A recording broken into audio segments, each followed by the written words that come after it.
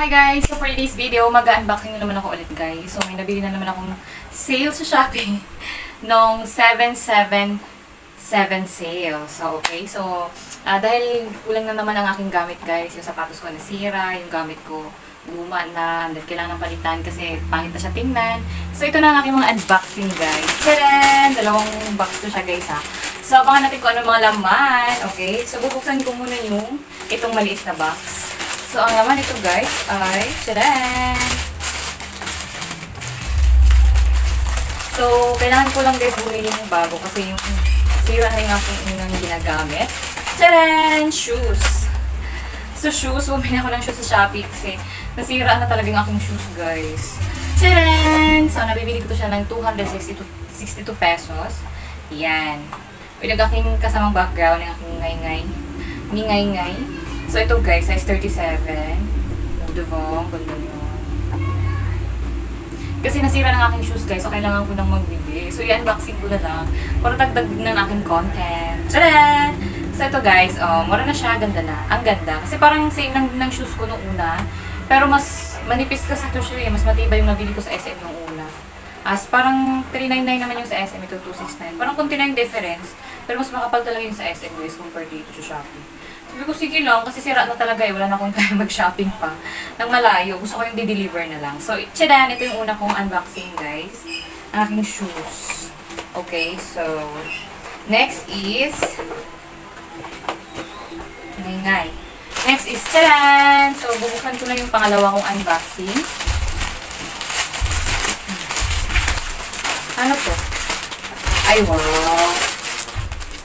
Malaki pala nito. Oh. See?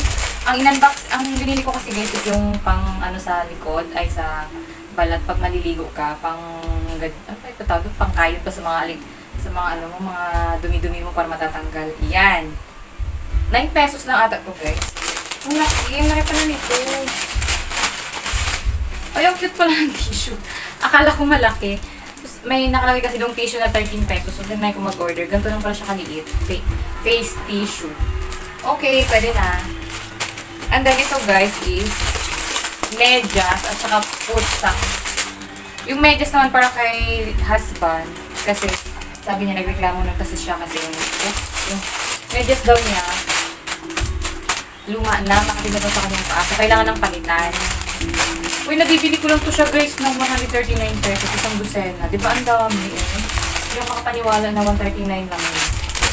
Bali, bubuksan ko. Titingnan ko talaga kung makapal ba. Oh. Sakto lang yung kapal niya guys. Hindi naman ganong kakapal. Hindi rin naman ganong kanipis. Sakto lang. Yung sakto lang na bibili mo sa tabi-tabi. Yung 3.50. Ito naman. Wow, ang ganda pala niya. Diba?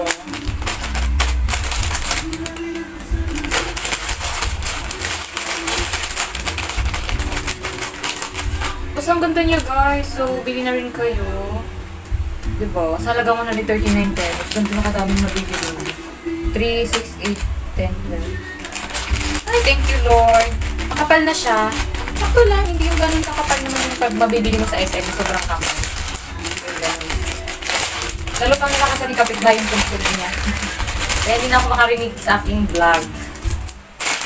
Okay, and then next is, yung aking foot socks naman yun guys. Oh, ganda.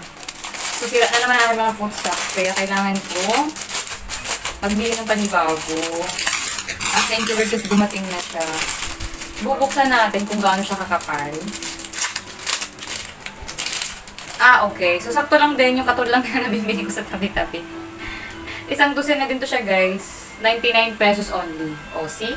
So, ganun kamura ang aking mga pinagbibili guys. Para lang may magamit ako sa pamalit kong mga luma at sira. So, ayun lang. Medyo manipis siya, pero sakto lang siya sa presyo, isang dosena. 99 pesos. Pero mura na siya guys kung isang dosena ang bibili mo. Compare sa tag-iisa lang yung bibili mo sa tabi. Mabibili mo kasi yun siya ng 25 pesos. So, lugi ka na din, diba? Pag wholesale na bibili mo, mura lang. So, yun lang guys. Yun ang aking unboxing for today's video. So, salamat sa panonood. Sana subaybayan niyo pa ang aking mga ibang vlogs. Pa-subscribe, pa-like na din sa aking vlog. So, salamat sa panonood.